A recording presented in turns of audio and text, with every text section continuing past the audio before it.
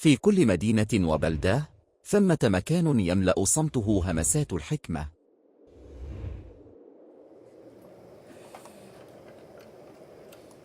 نحن لا نعرف أي وثيقة أو أي دليل أو أي كتاب أو أي منشور قال حتى كلمة سيئة واحدة ضد الكتاب، حيث كل كتاب جسر إلى عالم جديد، وكل صفحة نافذة على آفاق جديدة.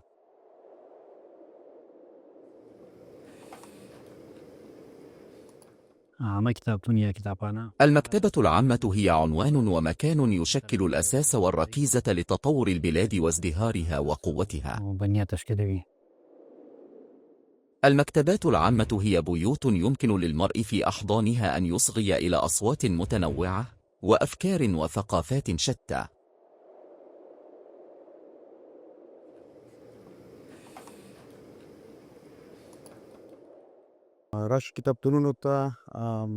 تعالوا إلى المكتبات واقرأوا. والقراءة مهمة جدا لتطور البلاد وتطورهم وتقدمهم التعليمي.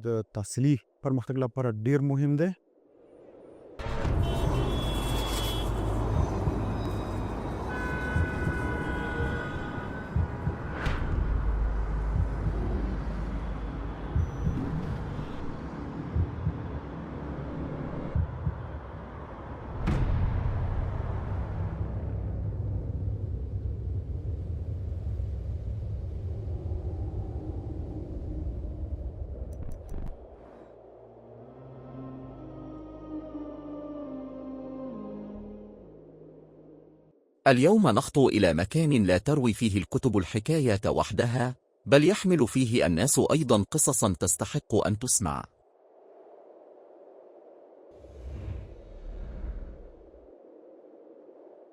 في أواخر سنة 1344 للهجرة الشمسية، وبغية إنشاء مركز ثقافي ديناميكي يستجيب لاحتياجات مختلف شرائح المجتمع، تأسست المكتبات العامة ضمن هيكل وزارة الإعلام والثقافة. قبل ذلك كانت هناك مكتبتان مستقلتان تعملان، إحداهما باسم مكتبة التعليم التي كانت ملاذا للمتعلمين والطلاب والكتاب والباحثين، والأخرى المكتبة المستقلة للصحف التي اجتذبت الباحثين والصحفيين وطلبة المراحل العليا.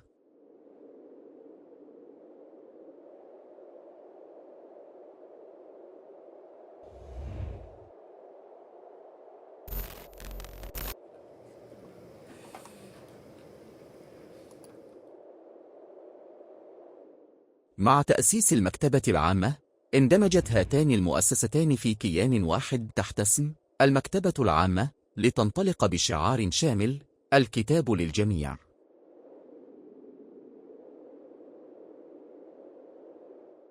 أنشئت هذه المكتبة منذ ما يقرب من 60 عاما. قبل ذلك كانت توجد مكتبات في أفغانستان أو كابول، إلا أن هذه المكتبات كانت تقع داخل دوائر القصر ووزاراته. كان لكل أمير مكتبته الخاصة، مثل الأمير أمان الله والأمير نصر الله والأمير عناية الله خان.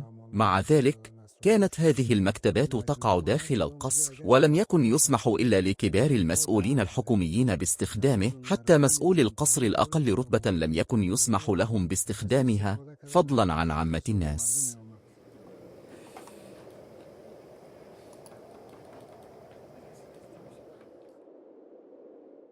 منذ ذلك اليوم وحتى اليوم، استضافت هذه المكتبة آلاف المجلدات من الكتب وملايين لحظات التعلم والتأمل والأمل.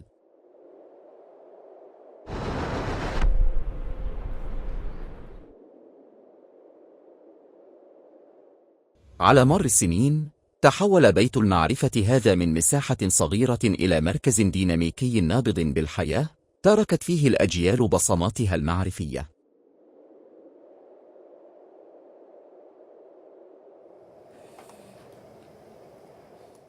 من جميع شرائح أفغانستان، حتى الطفل ذو 7 سنوات يمكنه أن يستفيد من مواد مصادر المكتبة العامة، وكذلك أساتذة الجامعات والباحثون والعلماء. فعلى المستويات العليا توفر لهم المكتبة العامة المواد والمصادر التي يمكنهم الانتفاع بها.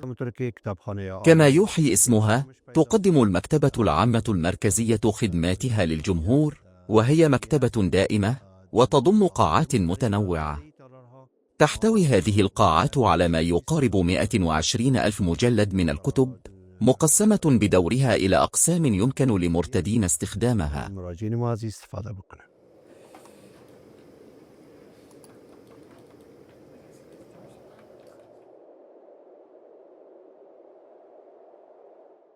المكتبة ليست مجرد مكان لحفظ الكتب، بل هي قلب ثقافي لكل حي. في قسم الأطفال يجد الصغار طريقهم إلى عالم الكتب الملون عبر جلسات الحكايات المرحة والورشات الإبداعية. أما قسم المراجع والبحوث فهو ملاذ للطلبة والباحثين الذين ينقبون في الصمت بحثا عن إجابات. أمناء المكتبات بعلمهم ولطفهم هم مصابيح الهداية في هذا الطريق.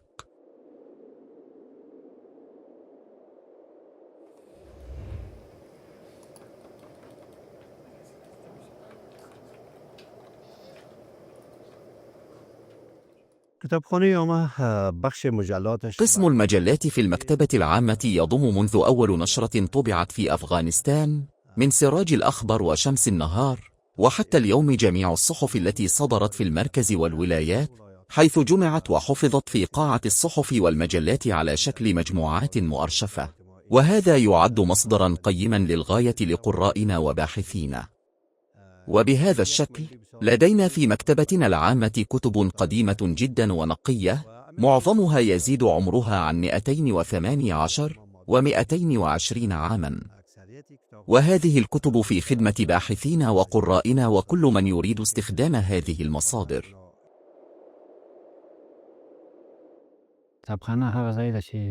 المكتبة مكان يرتاده المواطنون بحرية لقراءة الكتب التي يختارونها ويرغبون بها، ويأخذون هذه الكتب معهم على سبيل الإعارة، وهنا يشبعون عطشهم للمعرفة مجانا.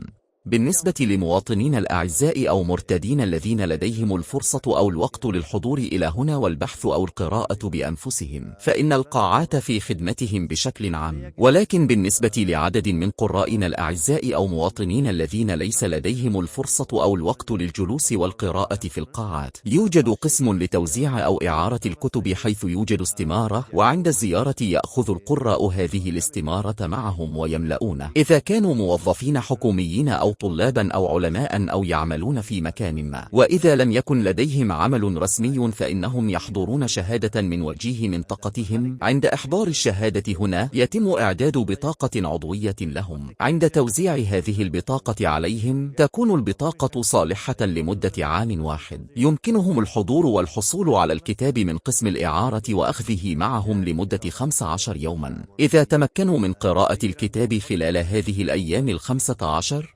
فيمكنهم الحضور وأخذ كتاب آخر معهم. ولكن إذا كان حجم الكتاب أكبر ولم يتمكنوا من القراءة لمدة 15 يوما فيمكنهم التمديد لفترة أخرى.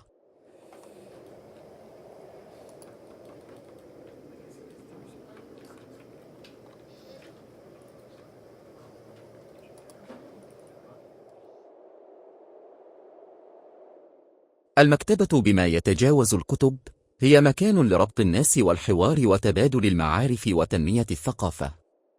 وفي هذا الفضاء تشكلت قصص لا حصر لها من النجاح والتحول. طلاب حققوا أحلامهم من هنا، وكبار حافظوا على شباب عقولهم بالقراءة، وأسر صنعت معا لحظات حلوة لا تنسى. في هذه المكتبة تقام برامج متنوعة، من معارض كتب وورشات تعليمية إلى جلسات نقد ومناقشة، كل منها نافذة إلى الثقافة والمعرفة.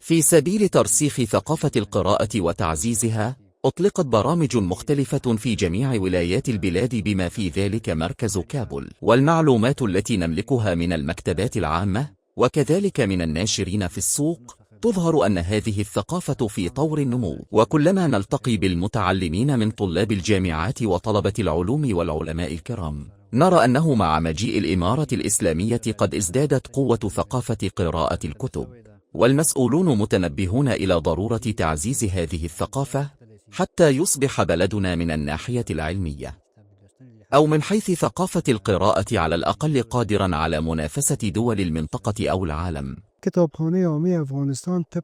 تعمل المكتبة العامة في أفغانستان وفق المعايير العالمية، أي أنها تراعي وتطبق نفس المعايير والمقاييس التي تستخدم في كبريات مكتبات العالم. مكتبتنا تسير على تلك المعايير، فجميع المصادر التي تصل إلى المكتبة العامة تمر بمرحلة من الخدمات الفنية في المكتبة، والتي تشمل هذه الأنشطة إلى أن يوضع الكتاب أخيرا في القاعة ليكون متاحا للقراءة أو في متناول المرتدين.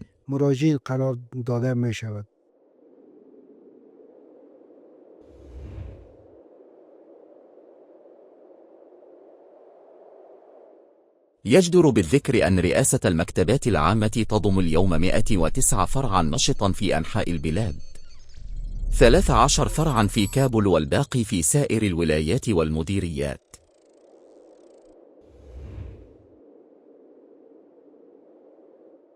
كما أن أكثر من 30 مكتبة أهلية مسجلة لدى هذه الإدارة وتقدم خدمات ثقافية تحت إشرافها، ومن بينها تحظى المكتبة العامة المركزية في كابول بمكانة خاصة، فهذه المكتبة تضم 8 قاعات عامة ومتخصصة: قاعة العلوم، قاعة المجلات والأخبار، قاعة الدراسات الإسلامية، قاعة الدراسات الأفغانية، قاعة الأطفال، قاعة الأدب، قاعة المراجع، وقاعة التوزيع.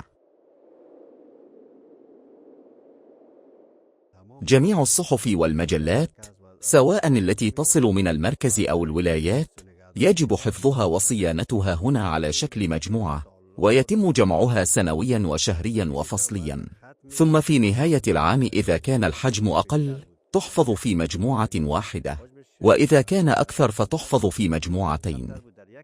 هذا هو قسم الصحافة لدينا. لحسن الحظ عينت وزارة الإعلام والثقافة شخصا متخصصا لإدارة قسم الصحافة، ولا نواجه حاليا أي مشاكل في هذا القسم. العمل مستمر بشكل منظم ومتواصل.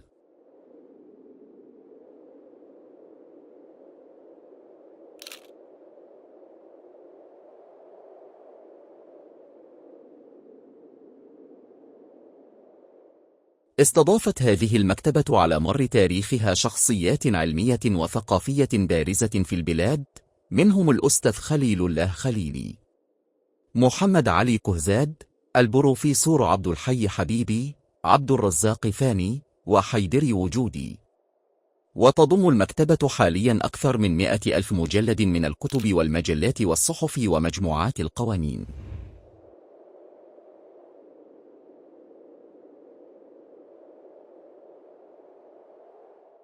المكتبات ملتقى لنخبة المجتمع بشكل عام، وخاصة أساتذة الجامعات والشعراء والكتاب أصحاب المعرفة الذين يتواجدون عادة في المكتبة.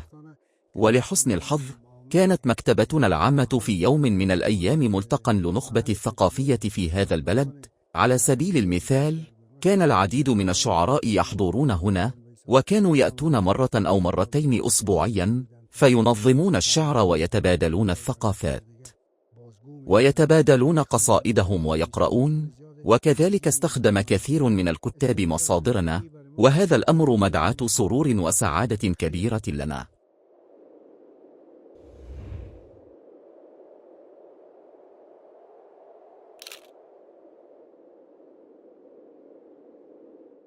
منذ تأسيسها وحتى اليوم بذلت المكتبات العامة جهودا حثيثة في جميع أنحاء البلاد لتحقيق شعار الكتاب للجميع. ومن أبرز هذه الجهود يمكن الإشارة إلى ما يلي: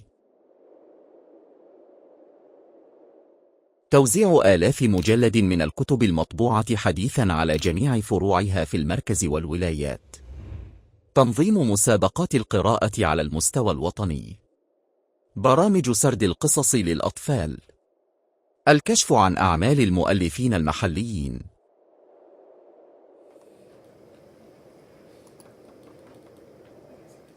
بالطبع يجب أن نذكر أن إدارة المكتبة العامة لديها برامج مخططة لتعزيز ثقافة القراءة، ومن بينها تنظيم مسابقات علمية بين الشباب ليتمكنوا من التعرف على الكتب ودراستها من خلالها. ومثالا على ذلك، نظمت إدارة المكتبة العامة في الأسبوع الماضي مثل هذه المسابقة في مديرية سروبي، وتقام مثل هذه المسابقات بين الحين والآخر في المحافظات.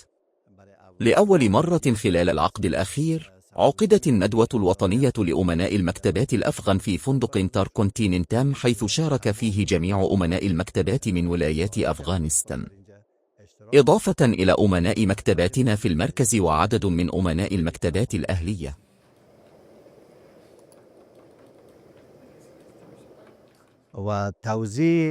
تم توزيع أكثر من 50,000 مجلد من الكتب في محافظات أفغانستان، وجمع أكثر من 37,000 مجلد من الكتب على شكل مساعدات من الأصدقاء والمنظمات الخيرية المهتمة بتعزيز ثقافة القراءة، حيث تم تسليم هذه الكتب إلى المكتبة العامة، وبعد استكمال الإجراءات الإدارية والمالية تم توزيعها. وبالمثل وزع مكتب ACQ الموقر حوالي 33,000 مجلد من الكتب في مكتبات أفغانستان بالتنسيق مع المكتبة العامة.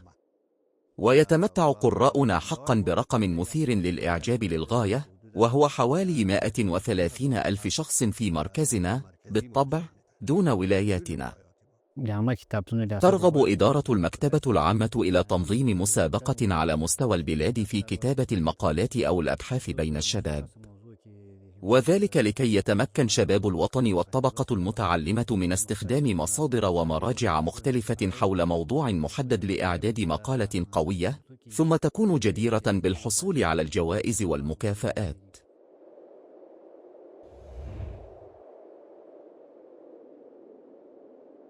مع كل ذلك، لم يخلو بيت المعرفة هذا من التحديات، من نقص الميزانية إلى تغيير أنماط الدراسة في العالم الرقمي. ولكن بالمبادرة والديناميكية، ومن خلال رقمنة المصادر وتنظيم برامج ثقافية متنوعة، يواصل مسيرته نحو النمو والبقاء.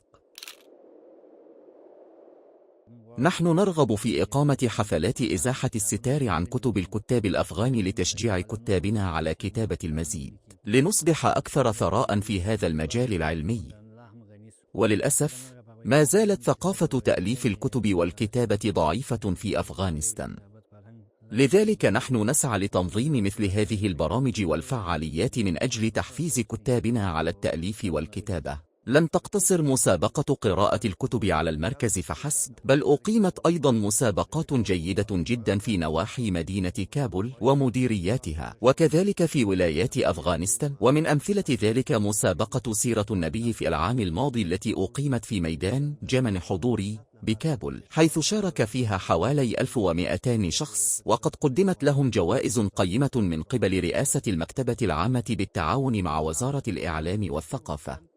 إلى جانب ذلك، نحن حاليا نسعى لأن تمتلك المكتبة العامة مكتبة إلكترونية ورقمية، بحيث يتمكن مواطنو البلاد وكذلك غير المواطنين من جميع أنحاء العالم من الاستفادة من مكتبة أفغانستان بشكل إلكتروني عبر الإنترنت. سيكون هذا ابتكارا وخطوة جيدة إن شاء الله، ونحن نعمل على ذلك حاليا، ومن المقرر أن يكتمل العمل في المستقبل القريب.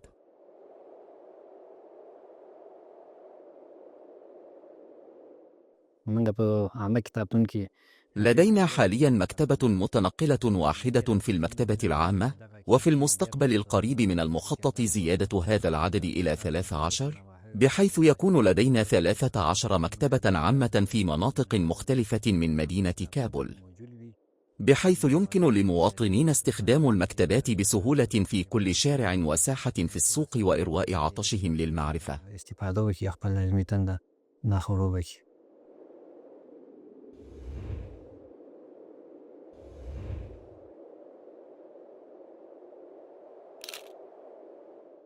إن مستقبل هذه المكتبة مشرق، مستقبل تكون فيه المعرفة والثقافة في متناول الجميع وديناميكية. فالمكتبات جسور تصل بين الماضي والمستقبل، بين البشر والمعارف.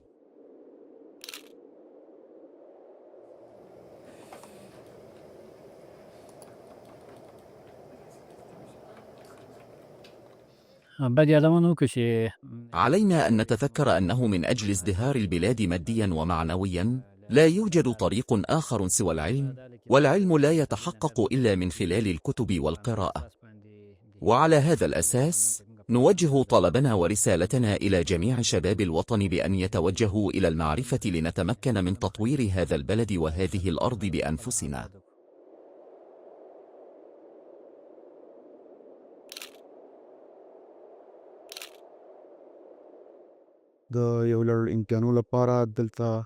أزور هذه المكتبة من أجل سلسلة من الامتحانات وأدرس هنا يوميا. خلال هذه الفترة تكون المكتبة هادئة ونظيفة للغاية. أستطيع الدراسة هنا ل5 أو 6 أو 7 ساعات بسلام. في الحقيقة الأمور المتعلقة بالدراسة والقراءة مهمة جدا، فهي ليست مقتصرة على فترة الطالب أو مرحلة الدراسة فقط. فقد رأينا أشخاصا في الخارج تجاوزوا 70 من العمر ويواصلون دراستهم للحصول على الماجستير والدكتوراه. ونحن أيضا بحاجة إلى الدراسة والقراءة من أجل نمو وتقدم بلدنا. هذا لا يعني أننا بعد انتهاء مرحلة الدراسة أو التخرج نتوقف عن التعلم، لأن القراءة تبقي الإنسان حيا وتمنحه المعرفة من جميع النواحي، من الناحية الصحية والحقوقية والسياسية، لأن ذلك أفضل لنا. ينبغي على المرء زيارة المكتبة مرة واحدة على الأقل أسبوعيا. إن لم يكن يقرأ فليلقي نظرة على الكتب مرة واحدة على الأقل، لعله يجد شغفا أو حافزا لقراءتها. فقراءة الكتب ضرورية للإنسان كما هي ضرورة الأكل والشرب. قراءة الكتب ضرورية للإنسان كضرورة هذه الأشياء.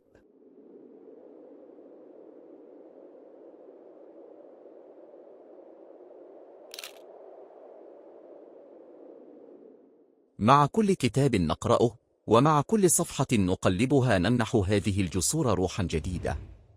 فلنصن هذه البيوت المعرفية ولنقدم لها الدعم، ولنبني معا مستقبلا أكثر إشراقا.